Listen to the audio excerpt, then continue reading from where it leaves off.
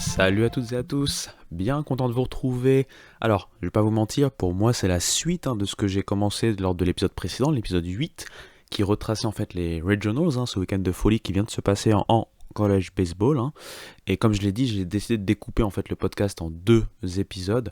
Ce deuxième épisode va en fait se focaliser sur la preview, c'est vraiment une petite preview, je vais pas aller trop dans les détails, mais pour vous présenter un peu les différents matchs et selon moi quel est le favori.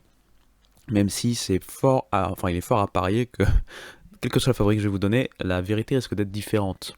On parle de college baseball, donc il y a tout ce qui s'y associe, ça va être un stretch très compliqué. C'est pour rappeler rapidement, avant de lancer l'épisode complètement, les Super Regionals, c'est un système plus classique, c'est un système de série, donc deux équipes se rencontrent et la première qui remporte deux victoires, donc passe en College World Series. On va y aller tranquillement et on va pouvoir parler donc de ces fameux Super Regionals.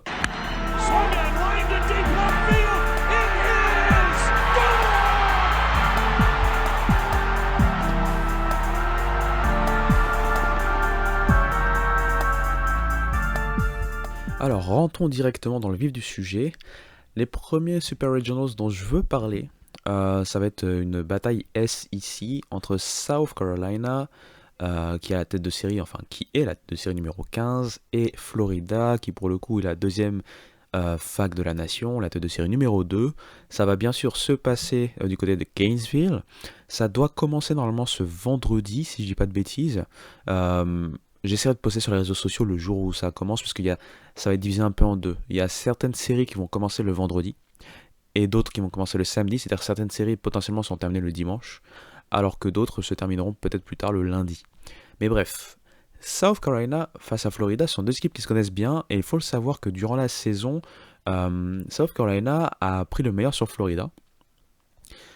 Florida aura certainement un esprit de revanche vis-à-vis des Gamecocks.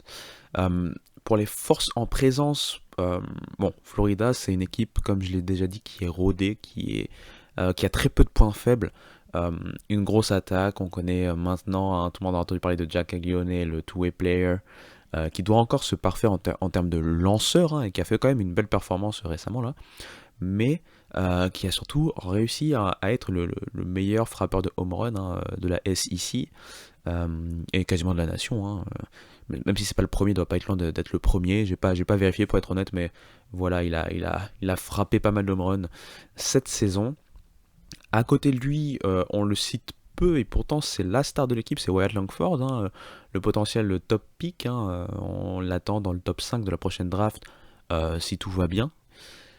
Et il y a plein de joueurs très efficaces, je pense à BT Ryopel qui est un senior, je pense à beaucoup d'autres joueurs, notamment aussi aux lanceurs. Comme je l'ai dit souvent en college baseball, le lanceur c'est la partie où en termes de régularité et on va dire d'avoir assez d'assets dans ce niveau, dans cette partie-là, les pitchers, c'est pas si simple que ça. Oui, je cherche mes mots en français comme d'habitude, mais Florida, pour le coup, je trouve qu'ils sont pas trop mal là-dessus, puisqu'ils ont des joueurs, Hurston Waldrep en tête, qui devrait être aussi un très très bon pick, très très haut pick de draft normalement. Ils ont Brandon Sprout, ils ont Caglione qui peut aussi lancer, bien sûr. Même au niveau du bullpen, c'est très sérieux. Donc clairement, je vois très peu de failles. Attention toutefois, parce que les Gamecocks ont réussi à nous faire des Regionals qui ressemblent plus à ce qu'on peut attendre d'eux, malgré encore une fois les blessures. Ils ont eu Ethan Petrie, qui je pense avait été diminué à un moment aussi de la saison, à voir s'il a pu tenir sa place et s'il peut tenir sa place encore. Mais pour moi, c'est le freshman de l'année en SEC. Euh, une vingtaine de home runs, une moyenne au bâton assez incroyable. Je pense que, à part l'OVNI Dylan Cruz, je pense qu'Ethan Petrie devait avoir la deuxième moyenne au bâton et c'était du 40%, pour vous dire. C'était assez fou. Autour de lui, il y a pas mal de vétérans intéressants. En termes de lanceurs, je donne un avantage quand même à Florida face à South Carolina. Et pour aller vite, je donne donc sortant vainqueur pour aller en College World Series, Florida. Je vois bien quand même aller la série jusqu'au bout en 3 matchs et donc Florida gagner 2-1. On verra bien ce qui se passe. La deuxième série dont je vais parler, c'est Duke face à Virginia. Donc là, c'est un duel ACC. Pour le coup, ça sera aussi le vendredi pour le premier match. Alors, Duke et Virginia, c'est difficile à pronostiquer dans le sens où, alors, Virginia, pendant longtemps, a paru invincible, vraiment invincible. Ils ont eu au final un très bon bilan, notamment grâce à leur calendrier hors conférence, puisqu'ils sont restés invaincus hors conférence en saison régulière. En ACC, il y a eu quand même pas mal de remous, hein, ça a très bien commencé, ils étaient vraiment sur un stretch incroyable, puis après il y a eu une petite, on va dire un petit ventre mou, ça a bien repris sur la fin. Pour moi, ça reste les favoris, puisqu'ils sont très solides, ils ont encore montré dans leurs regionals euh, que ça peut être très solide des deux côtés de la balle, c'est-à-dire côté lanceur et côté line-up. Côté line-up, on le savait. Côté lanceur, on a quand même pas mal de réserves, même si ils ont été rassurants. À voir ce que ça va donner. À voir également la tactique hein, des coachs là-dessus. Est-ce qu'on va partir sur une rotation habituelle? Est-ce qu'on va tenter des choses? Est-ce qu'on va avoir le bullpen plutôt, etc., etc. On va voir comment compte jouer Virginia par exemple. Face à eux, Duke. Duke, comme j'ai dit, très très belle saison. Pendant un moment, ça visait clairement la potentielle place d'un autre, hein, tout simplement. Un peu de mal sur la toute fin de saison qui les a un peu privés de ce privilège. Malgré tout, lors des regionals, tout n'a pas été simple non plus, mais ils ont réussi à s'en sortir du côté de Coastal Carolina. Et je trouve que eux, leur principal attrait, leur principal atout, normalement, c'est l'attaque. Euh, Metz, Mooney, etc. C'est des joueurs très très très intéressants. Et surtout, c'est que l'attaque est homogène. Mais bon, on va dire que c'est un duel au final d'attaque homogène, puisque de l'autre côté, avec Jake Geloff, Kyle Teal et compagnie, c'est aussi très très fort et assez homogène. Je vais donner là encore l'avantage à l'équipe qui reçoit, Virginia, mais pour moi, ça peut aussi partir en 3 matchs. Euh, Tout dépend du Virginia qu'on va voir. Si c'est le Virginia de ce week-end, ça va être très très compliqué pour Duke dans ce que je pense. Si c'est un Virginia qui, au niveau des lanceurs, retombe un peu dans ses travers, attention. Parce que Duke, ils sont prêts à punir n'importe qui en termes de lanceurs. Je dirais voilà pour Duke face à Virginia. Euh, j'ai envie de parler rapidement de Oral Roberts, qui va donc du coup se retrouver à Oregon, donc ce qui a été décidé vis-à-vis des deux sortants des Regionals. Hein. Donc Oral Roberts qui était tête de série numéro 4 et qui s'en est fort bien sorti dans son propre regional, et Oregon de son côté, qui était donc dans un autre regional, côté Nashville, euh, a vite battu Vanderbilt une première fois, est allé dans le bracket, dans le bracket final, hein, dans la partie finale, et a encore tenu tête dans ce bracket pour pouvoir remporter la mise et pouvoir donc se retrouver en Super Regionals. Euh, En termes de bilan, j'ai envie de dire que Oral Roberts paraît plus armé en termes de bilan. Je sais que ces deux équipes n'ont pas rencontré les mêmes équipes, bien entendu. Pas les mêmes conférences. Oral Roberts, c'est une mid-major. Euh, mais le calendrier hors conférence de Oral Roberts était plutôt intéressant, avec pas mal de matchs face à des équipes quand même bien classées et bien réputées, et surtout des bons résultats. Pour le coup, ils n'ont pas forcément gagné beaucoup de matchs face à des équipes réputées, mais ils ont quand même fait des bons résultats. Du côté de Oregon, ça peut être un festival offensif. Comme je l'ai dit, j'aime mieux le répéter, c'est un des line-up les plus impressionnants selon moi. Il y a des positions qui sont très très intéressantes, très très fortes au baseball. Il y a aussi des joueurs hein, qui tout simplement pourraient avoir un petit coup à jouer vis-à-vis de la draft, en fonction de ce qu'ils veulent faire en termes de carrière universitaire. Et du coup, cette match-up est difficile, puisque dans ma tête, je dirais que Oregon a vraiment la puissance de feu nécessaire, mais bon, je les ai bien plus vus que Oral Roberts. Donc c'est difficile pour moi de vraiment juger Oral Roberts, mais si je regarde sur les résultats et sur ce qui s'est passé en Regionals, j'ai presque envie de dire que Oral Roberts, malgré qu'ils aillent à l'extérieur, donc du côté de Eugene, ont des cartes à jouer. Je vais tenter la cote, je vais tenter Oral Roberts qui gagne 2-1 face à Oregon. On verra bien, et donc pour mes amis qui sont fans d'Oregon, j'en connais 2-3. Désolé, ce n'est pas contre vous, et peut-être que justement je vais jinx Oral Roberts pour vous.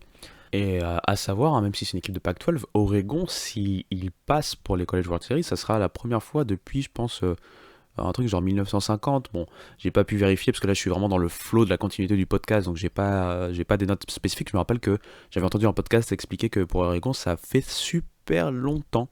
Donc voilà, pour mes amis d'Oregon, voilà, j'espère pour vous que ça sera la bonne cette année. Donc voilà. Alors, une autre affiche avec un état particulier, c'est Indiana State face à TCU. Et vous l'entendez bien, j'ai bien dit Indiana State face à TCU. Aux États-Unis, on commence par l'équipe qui est visiteuse et ensuite l'équipe qui host. Et là, vous vous demandez certainement, mais c'est bizarre puisque Indiana State est une tête de série, la tête de série numéro 14. Et TCU n'était pas une tête de série, même s'ils sont sortis du bracket de la tête de série numéro 5. Eh bien, bah, c'est les particularités on va dire de la chose. Euh, TCU sort d'un bracket où une tête de série était supérieure. Du coup, je pense que c'était ça la raison. Je suis pas sûr à 100% parce qu'honnêtement, j'ai jamais fait trop attention à ça. Mais c'est vrai que ça m'a fait tiquer en fait. Je me suis dit, attends, Indiana State est tête de série 14. Puisque la tête de série numéro 5, c'est-à-dire Arkansas, a été éliminée par TCU, j'osais espérer que Indiana State puisse avoir l'opportunité de hoster les Supers, donc les Super Regionals du côté de Terre Haute. Ça ne sera pas le cas. Et vu ce que fait TCU en ce moment, TCU sur le week-end, rien que face à Arkansas, c'est 32 runs. 32 runs face à Arkansas. En global, on est quasiment à 40 runs. Euh, on est à 40 runs, ouais, puisqu'ils ont battu Arizona 9 quelque chose, 9-4 ou 9-5, 9-4 de mémoire. Euh, Ça fait peur. Si on se retrouve même, comme j'ai dit dans le précédent podcast, avec des Trey Richardson qui sont donc des très bons frappeurs, hein, des très bons frappeurs en termes de moyenne surtout, qui ont peut-être de la puissance, mais pas de la puissance prouvée en termes de home run. Hein. C'est un joueur qui vient d'enchaîner combien de home run dans ce week-end? 4 home runs. Et à la base, il n'en avait que 2. C'est-à-dire que il a mis 2 fois plus de home run juste sur ce week-end que sur toute la saison régulière. Euh, donc on a l'impression que le vent est derrière eux, et encore une fois, je l'ai dit dans le précédent podcast, il y a une vibe Ole Miss de la saison dernière. Même si le Ole Miss de la saison dernière, attention, entendons-nous bien, était quand même plus talentueux en général, en global, hein, que cet effectif de TCU.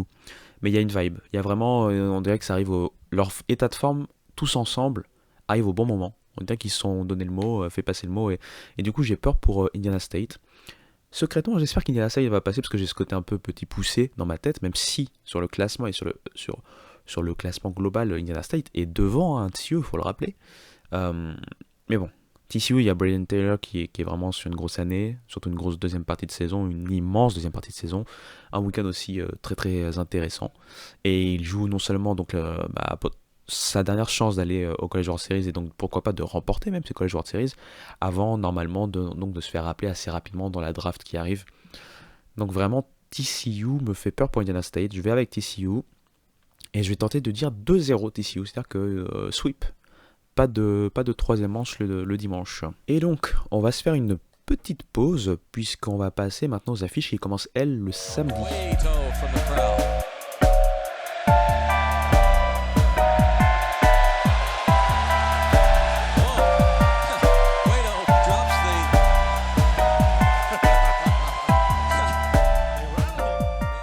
Alors, on va commencer par le commencement, j'ai envie de dire.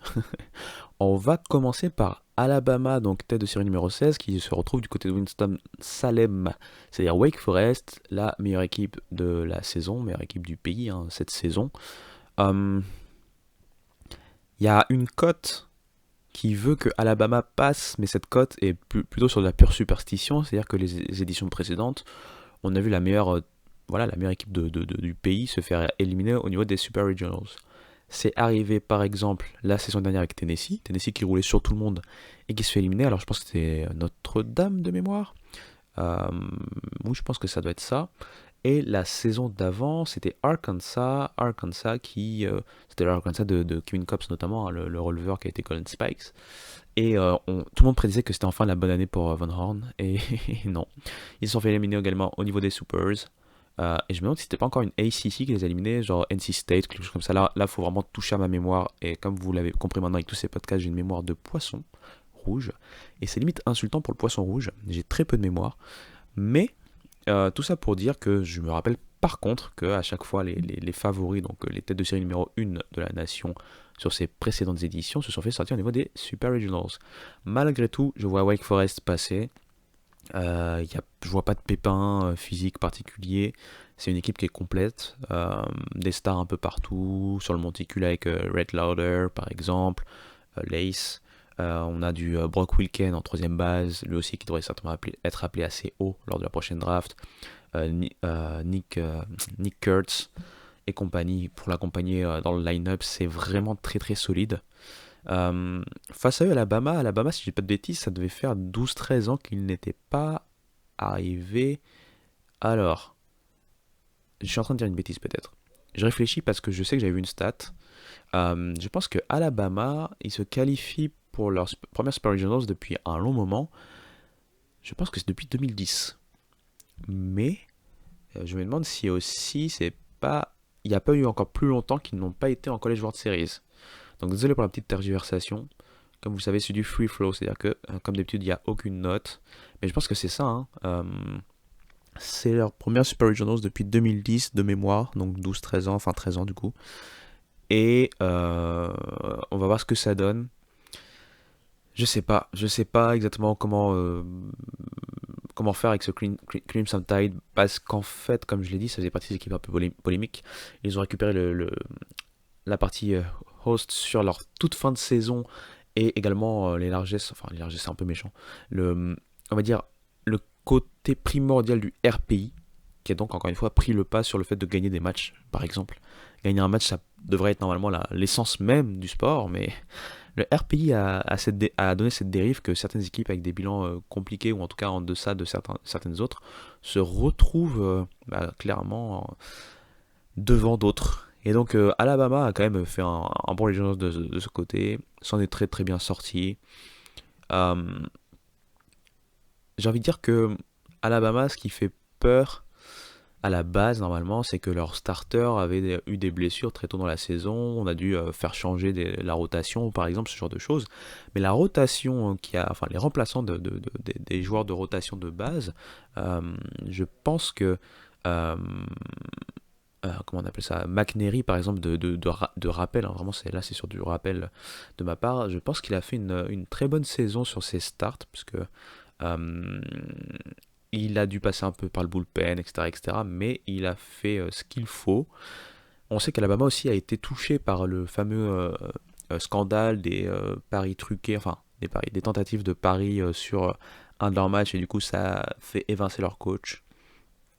Euh, Malgré tout, on dirait que ça ne les a pas affectés plus que ça, peut-être même au contraire, parce qu'au moment où leur coach a été évincé, ils avaient remporté la série qui suivait. Je pense que je l'avais vu d'ailleurs, ça devait être contre Vanderbilt, un truc comme ça.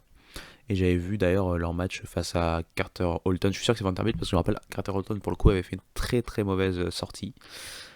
Donc bref, je suis en train de trop parler sur Alabama alors que j'ai des hésitations, donc je vais aller un peu plus vite. Je pense que malgré ce qu'est capable de faire Alabama, je vois quand même Wake Forest au-dessus, assez largement. Je vais quand même donner un match à Alabama. Ça reste une SEC qui est assez solide, hein, un peu partout, que ce soit en line-up ou en termes de pitching staff. Et on sait qu'en baseball, c'est très compliqué d'enchaîner les victoires.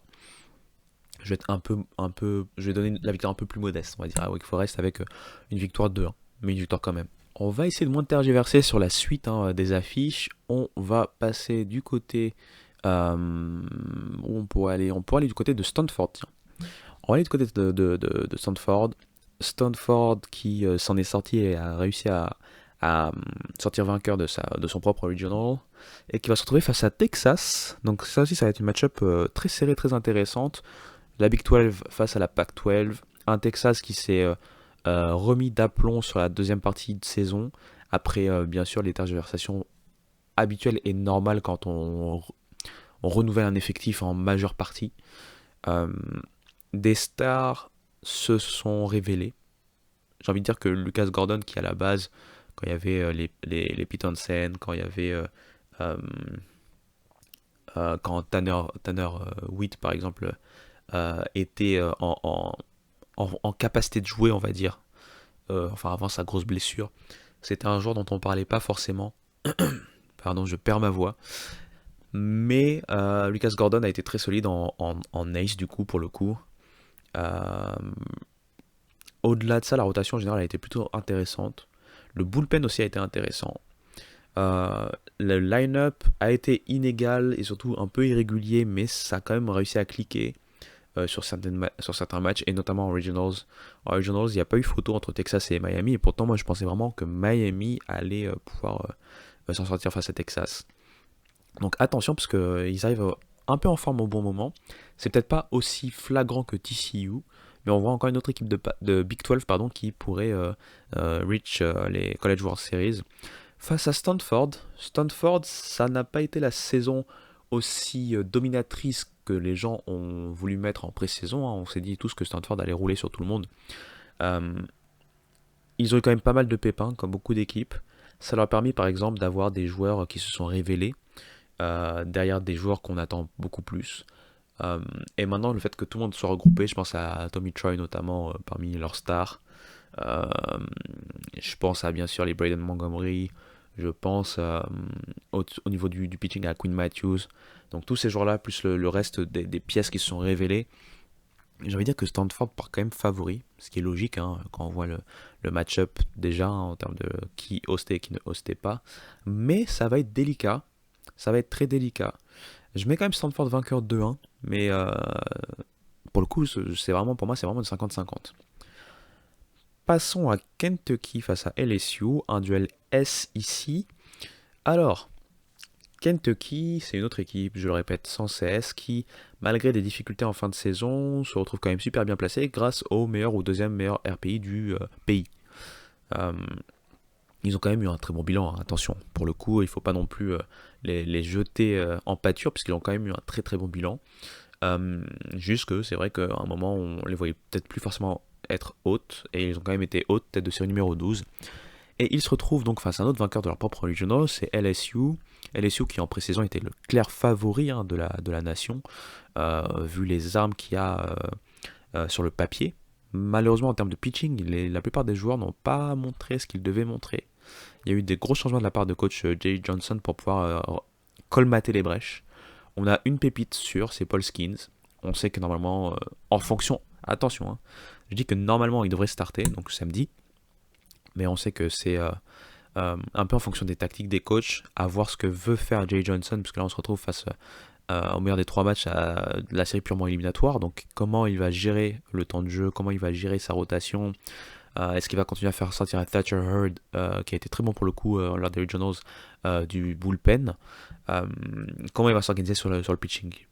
Au niveau du line-up, il a très peu d'inquiétude en soi. Après, bon, peut toujours avoir des pannes, hein, mais il a un line-up très très très puissant, très très très fort. Il y a de tout. Et il y a bien sûr Dylan Cruz.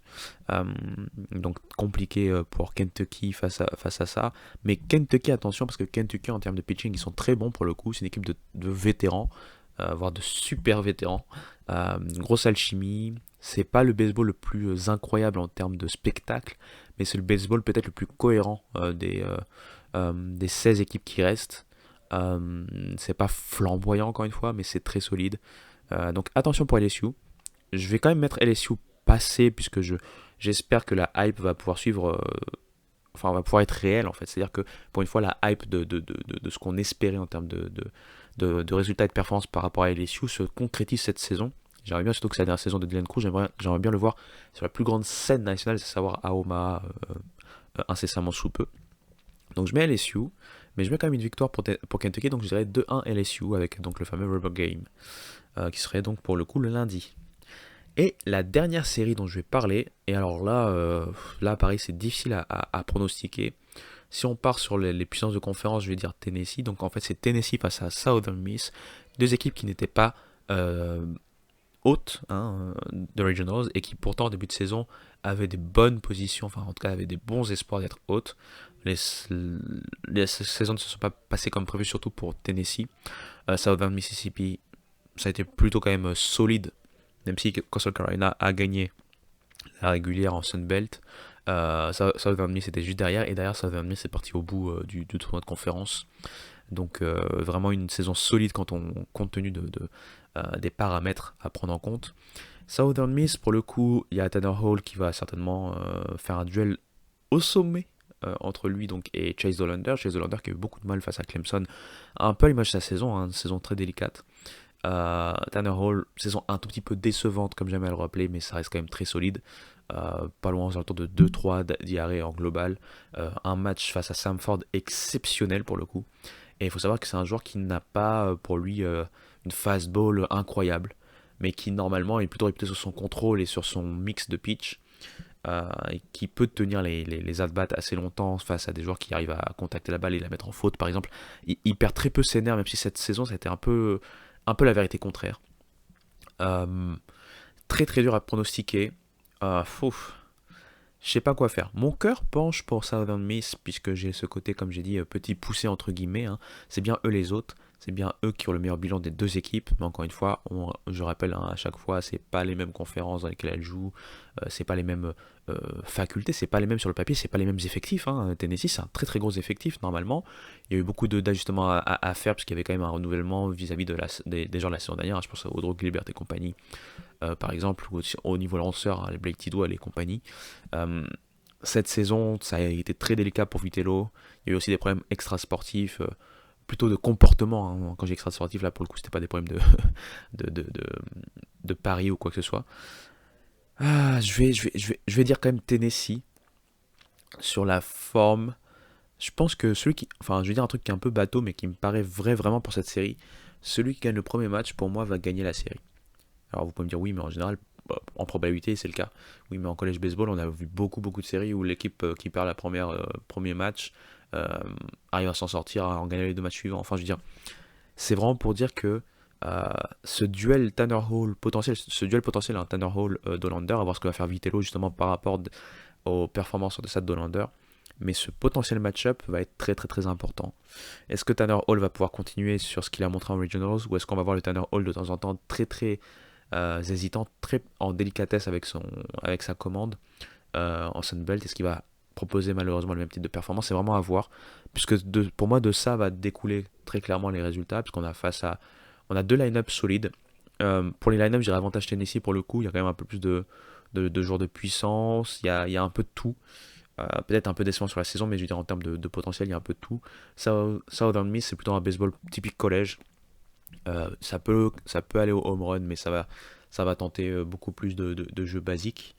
Du small ball, comme on aime à dire, c'est-à-dire peut-être beaucoup travailler sur base, beaucoup faire courir, tenter du vol, tenter des bunts, etc., etc. Ça va être du squeeze play en fonction de la position des runners, etc. Bref, ça va être du baseball potentiellement, hein, attention, hein, c'est ce qu'ils ont l'habitude de montrer, mais après sur un match, sur une série, peut y avoir des changements, peut y avoir aussi un momentum qui arrive, hein, un joueur qui n'a pas l'habitude de frapper en puissance qui se met à frapper un home run puisqu'on lui a placé là où il la sent le mieux, etc., etc. Mais sur la base, sur ce qu'ils ont montré, c'est deux types de baseball différents. Tennessee, ça paraît un peu plus irrégulier, mais un peu plus puissant, un peu plus moderne. Ça au dernier, c'est peut-être un peu mieux, un peu plus régulier, mais beaucoup moins spectaculaire, et surtout, ça amène beaucoup moins de points à la suite. Par exemple, on n'a pas de home run qui vont, par exemple, euh, clear les bases pour faire du franglais, de l'anglicisme. Donc, voilou, je vous récapitule donc mes vainqueurs. Donc j'ai dit Florida, j'ai dû dire Virginia, j'ai tenté Oral Roberts, j'ai dit TCU vu ce qu'ils font et j'ai l'impression qu'ils peuvent aller très loin. J'ai dit Wake Forest, je pense que j'ai dit Stanford, j'ai dû dire LSU et j'ai dit Tennessee pour mes vainqueurs. Donc ça serait les équipes qui se retrouveraient potentiellement donc au College World Series, ce qui me ferait quand même une mid-major. Peut-être pas celle qui est favorite dans les mid-majors qui restent, hein. Peut-être d'autres gens vont voir plutôt Southern Miss ou Indiana State, par exemple, passer, voir les deux. Peut-être voir les trois, hein, carrément, avec Oral Roberts. Mais bref, on va voir ce que ça va donner. J'espère que vous allez avoir le temps de pouvoir suivre quelques matchs, surtout que c'est sur le ESPN. Ça va être sur ESPN2, ESPNU, ça va être ESPN même global pour notamment le Alabama Wake Forest. Il y a de quoi voir, il y a de quoi faire, il y a encore du bon popcorn à sortir, se poser, kiffer. La saison va bientôt se terminer malheureusement, mais on est sur la partie la plus excitante avec ces Super Regionals qui vont à la suite enclencher donc les fameux College World Series du côté d'Omaha.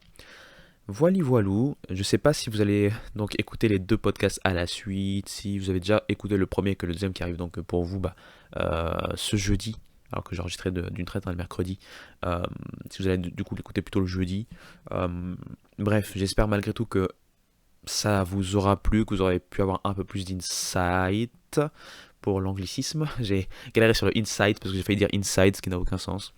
Mais bref, je vous dis à très bientôt, je vais me reposer. Il y aura du contenu normalement via des articles. Bientôt, il devrait y avoir aussi des vidéos qui vont reprendre, hein, des vidéos de type vidéo pour le coup, pas en mode podcast. Et voilà, voilà, hein, je récupère mon souffle, je retrouve mon souffle. Et je vous dis à très bientôt. Allez, ciao. Pretty well hit to center field. And he is off the glove of Murray. Watch Murray. It could be an inside the park home run. Vukovic is waving him out. Here he comes. He's safe. An inside the park home run. Bobby Abreu. And the Phillies have won it 2-1 here in the 10th inning. What a way to end the ball game. The 2-2.